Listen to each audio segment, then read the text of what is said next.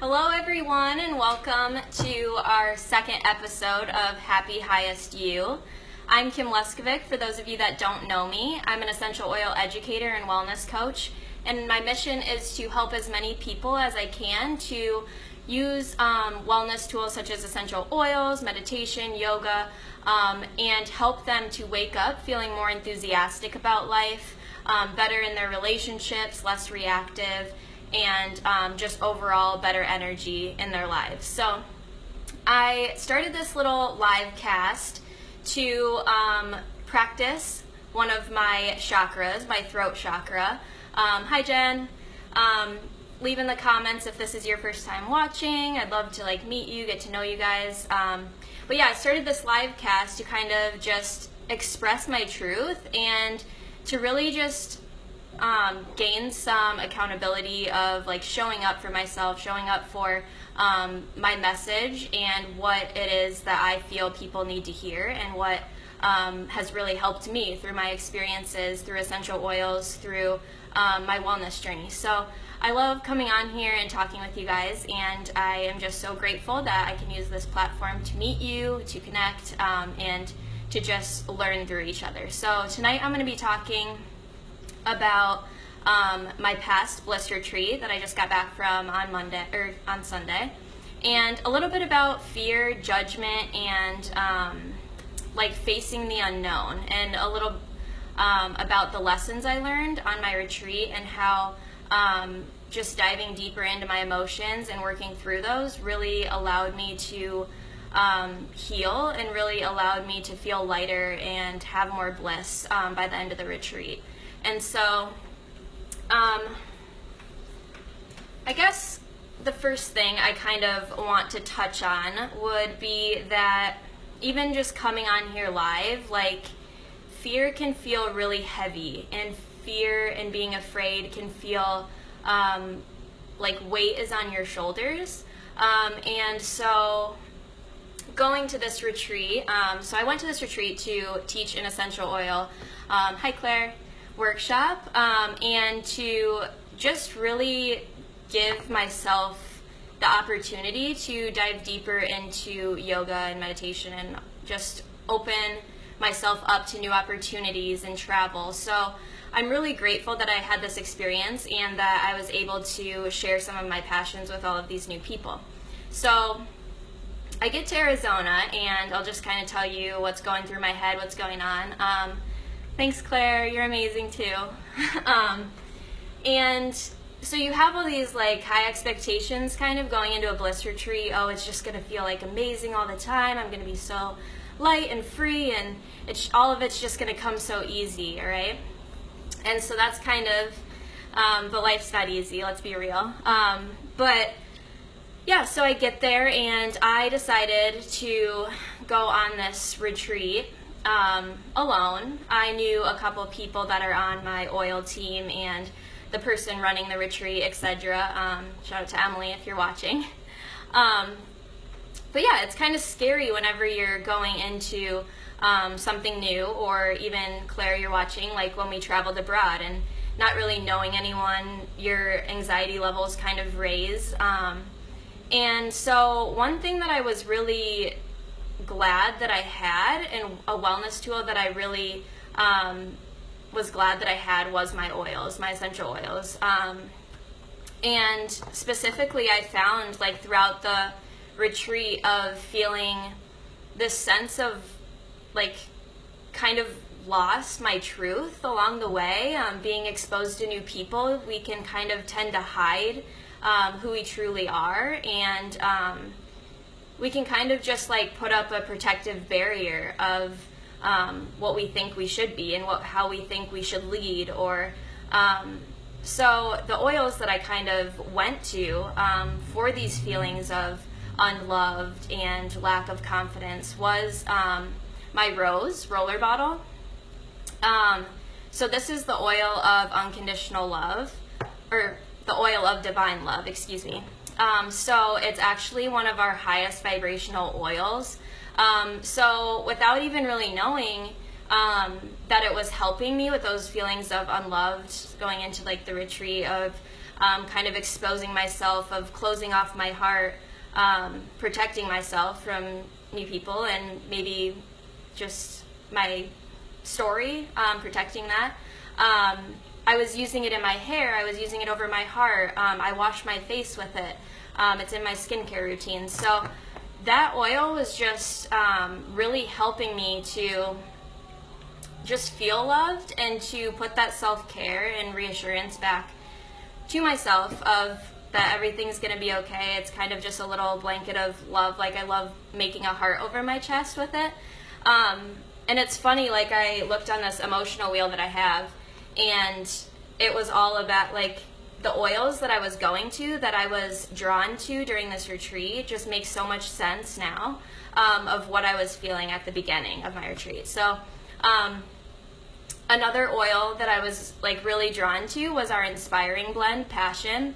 And I realized later on that it's because it has cinnamon in it, bringing more feelings of intimacy and helping, let's just see real quick. Cinnamon, yeah, so feelings of jealousy. So a lot of times when we're in a new social setting with new people, we can kind of feel jealous of, like, oh, they're way more attractive than me, and putting all those thoughts and limiting beliefs about ourselves out there. So cinnamon was huge in helping me kind of rid those feelings of jealousy and comparison, and as well as cardamom. So cardamom is helpful for when feelings of anger. So a lot of times when we're feeling anxious or comparing ourselves to other people or just having really negative thoughts, we can get in our head about, why are we having these thoughts? This is so annoying, and just get angry with ourselves. And so that oil of cardamom for feelings of being angry really helped me in just feeling lighter. And so that definitely was going on. And like, I feel like I said, you can get more anxious and worried about judging other people, or just feeling that fear anyway and letting it kind of numb you to things. So those were some oils that I turned to that I just wanted to share. And then let's see what Claire says. Yes, I was alone. Expectations are so hard to break. Wow, divine love oil sounds really incredible. Yes. Rose is seriously so gentle, and I love this roller bottle blend just because it's really easy for application. And I can just like keep it in my purse whenever I'm feeling that I need it. So those like were really, really helpful. Obviously being out in nature was really helpful in feeling more connected to my truth and who I was, and meditating and connecting that way. But one thing that I was really happy that I signed up for was my first Reiki session. So for those of you that don't know what Reiki is, it's an energy healing massage where the practitioner uses their hands and universal flow and breath to move energy through your chakras and through your body. I know my last live cast was all about the 7 chakras, and that's one of my passions. That's what I love to use my oils for as well. And so this was my first experience with this type of massage. And another thing with just feeling vulnerable and fear and kind of doing it anyway, this was something that I've never done, something that I wanted to do because I knew that I might not do it back home. So it was kind of one of those things where you're like, well, why would I just get a regular massage when there's all these like cool, risky things I could try that could get me out of my comfort zone, that could help me to grow. And so I'm really thankful that I did it, because it really helped me to, it was very interactive in the sense that the practitioner would ask questions of, oh, I'm feeling a lot of emotional turmoil going on. And then she would work on my heart chakra and my solar plexus and ask questions. And these questions came down to me not believing in myself and me not letting go of things. And so it was spot on with what she was working with. And what I loved about this, and what I loved about like the chakra cleanse that I previously have been that I previously have enrolled in, they revolve like healing around building confidence through affirmations.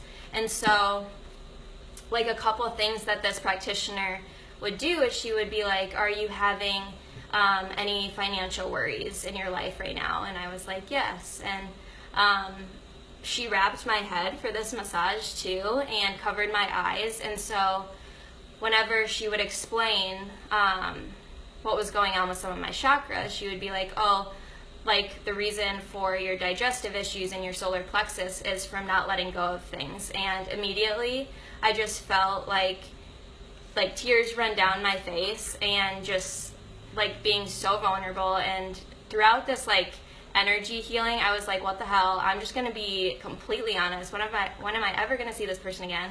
And it just felt so good to like let that stuff out and let that go. And then also, she asked me if I got migraines. And so she kind of did some energy work through my upper chakras. And she says that migraines stem from lack of belief in yourself. And so what she did was she took those affirmations that I mentioned earlier, and she was like, just know that you are strong. So say, I am strong. And she just kept like saying those things. And it was very empowering that a lot of these ailments that show up in our physical bodies have a lot to do with our emotional health and our mind, and that we really are powerful beings, spiritual beings, and I believe that it's all truly connected. And so by the end of this Reiki session, it all just made sense of what I was holding on to at the beginning of the retreat, and what I wasn't letting go of, and what I wasn't allowing myself to love, and what I wasn't allowing myself to experience.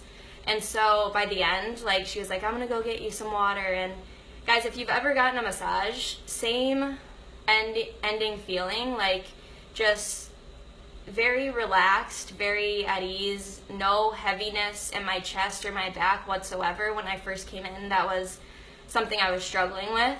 And just like so inspired and so light. And she walked me out and was like, just know, like, a lot of these desires in your life, a lot of what you want, a lot of the success that you think you can't have, you can. And it's just a matter of shifting that belief and shifting your confidence with these affirmations and with the practice of self-love and self-confidence. And so that was huge with my whole retreat, and I just thought it was really cool to share.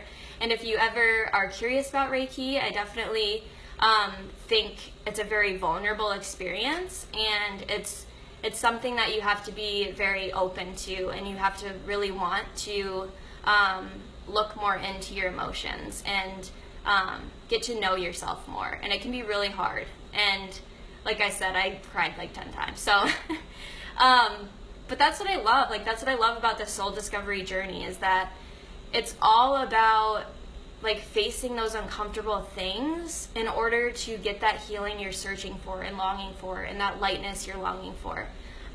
So I hope that makes sense. I hope that kind of gives you a little bit of insight on what I used to get through some of that emotional turmoil that I was going through at the beginning of my retreat, and just coming home with a new perspective and mindset about how powerful we can be, and how powerful our minds can be in daily life. And so that's a little bit about overcoming fear and just belief in yourself. But it's funny, I want to talk about judgment because I posted a while back that I got this Judgment Detox book from Gabby Bernstein. I also signed up for her course that goes along with this book, spent money on it, invested in it, haven't started it yet. This was back in like November. So I've noticed my resistance towards it, and I also believe that books and courses, when you're ready for them, show up and you participate in them when you need it the most. And it's funny, I started reading this book during the retreat, and literally Gabby Bernstein talks about one of the similar instances that I had when she goes to this retreat, and she starts to judge this girl, okay? It's in the book. But she starts to judge this girl for being flirtatious. And to sum it up, she basically is like, those are by reacting to the situation and for calling her out and for putting my emotions onto her and how I was feeling just shows what my shadows are and what I need to work through, and those wounds that need to be healed through judgment, by noticing your judgment. And so that was something that kind of I related to a lot during this, especially just like judging myself and judging being alone and not voicing my opinion and not speaking out, and it just had to do a lot with my past and not addressing like my emotional issues from the past. And so it was really cool to like read her experience, and what she says is just to honor those wounds and allow yourself to feel them. Otherwise, like, there will be triggers in the future, there will be things that come up that just make your heart feel really heavy. So that was something that I really resonated with. But I post-it noted a couple of things from this book that I wanted to share that kind of just stood out to me and that really related to my retreat experience. No, Claire, but I'm going to make a comment on that in a second once I finish this. So it says, my definition of judgment for this book is pretty straightforward: separation from love. And I could totally feel that. Like, I was so angry with myself because I was like, I'm at this bliss retreat and I'm not feeling love towards others. I'm not being myself. I'm not expressing that love that I know is inside me, because I was like protecting myself from those past hurts, those past experiences, and judging that this situation was going to be like those. And so it's just a matter of like noticing those past judgments and noticing your judgment in the moment, and knowing that it doesn't have to be the same. Like, it doesn't have to be that same experience, and that you can choose love again. And so another big thing is that we're all wounded, and we all separate from love. We all judge. And so that was another big thing that kind of helped me to be like, it's okay that I did this. It's okay. It's going to happen like tomorrow. It's going to happen within the next hour. But it's just a matter of noticing those judgments and honoring why you're feeling that, and kind of digging deeper so you can heal that wound and honor that wound. And so another thing I highlighted was, we put an enormous effort into hiding our vulnerability, but it's our vulnerability that truly heals. And that's what I found with this Reiki session. The more I held back during that massage, the more that I just knew I wasn't going to get out of it. The more that I knew I wasn't going to feel total lightness, total freedom through my emotions. And so, like I said, halfway through it, I was like, what the heck? I'm just going to be truly vulnerable, and whatever comes to mind, I'm just going to tell her. And it's funny because at the end of the session, she was like, you received a lot of messages during that. And I was like, I know I did. Like, and I will take them to heart and learn from them. So that was just something just so great about being vulnerable, and I think that's something that our society really lacks. And it was hard to come on here and talk to you guys about this, and to talk about kind of the dark aspects of a retreat that's called bliss. It's hard to talk about our bad days, you know? But basically, another thing that I wanted to explain to you from this book too was, my newfound awareness of the pain behind my judgment helped me to see myself with a lot of love and compassion. And so by recognizing the pain of why I was feeling this way, why these triggers were affecting me, really just allowed me to heal and allowed me to get the best experience out of this retreat as I could going forward. And so I've noticed, like, even coming back after the retreat and being home, I've just been more loving to myself and been more trusting. And those affirmations, guys, I'm literally going to post them all around my house. The Reiki person was like, she was like, you know what I do is I just put them by my bedside. And I was like, I know, I've been resisting doing it. I don't know why. But hey, I'll try it out for you guys and let you know how much it helps me grow. I know it did during the chakra cleanse. I put them on my mirror for each week. Each week we worked on a new chakra, and it was incredible how much like you transform within that week of working on one chakra at a time. So definitely recommend that. Yeah, so I think that's all I wanted to kind of cover. I don't know how long I've been on here, but I'm gonna read Claire's. Sorry, my comments are sideways. Oh, so the 4 Agreements has judgment in it. So, funny story, Claire, I kind of want to share with you since you're on here. So I was in the bookstore, literally picked up the 4 Agreements in my hand, was going to get it, and put it back. So, yeah, this is the second time I've been told to read that book, so I'm going to get my hands on that. Definitely would be up my alley. Loving everything about ourselves is something...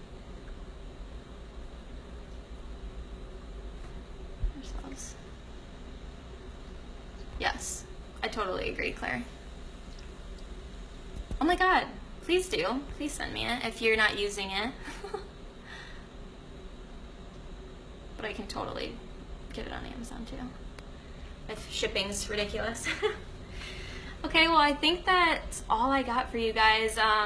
Just loving yourself more and giving yourself that grace and giving yourself that healing. I know I talked about like rising up when things are unknown, rising up when you don't know what job you're going to take next, rising up when you don't know what your living situation is going to be.